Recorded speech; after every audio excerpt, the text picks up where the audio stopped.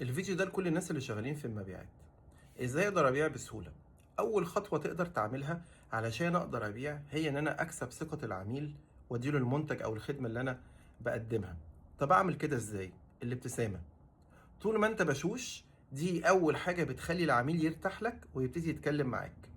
الابتسامة مش بس ان انت بتقول له صباح الخير مساء الخير، لا، دي اشارة منك ان انت بتقول له ان انت مرحب بيه، وان انت هنا علشان تساعده، ويلا بينا ندور على حل المشكلة بتاعتك. قلنا ان اي حد بيدور على خدمة او منتج هو عنده مشكلة، حتى لو عنده الفلوس بس عاوز يستخدمها افضل استخدام او استثمار.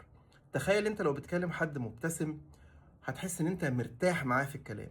طب تخيل لو حد اصلا مكشر في وشك وقافل وشه، مش بيبص لك اساسا في بعض الاحيان، بس كلامه كله صح وبنك معلومات وشاطر في البيع، عنده مهارة البيع، لكن في الاخر انت مش مرتاح له. طول ما انت مش مرتاح له، طول ما انت مش هتشتري منه حاجة.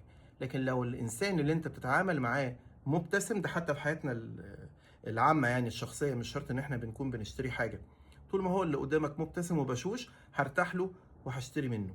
خلي بالك، الناس بتنسى اتقال لها ايه او اتعمل فيها ايه، لكن مستحيل تنسى احنا حسينا بايه مع الاشخاص اللي احنا اتعاملنا معاهم.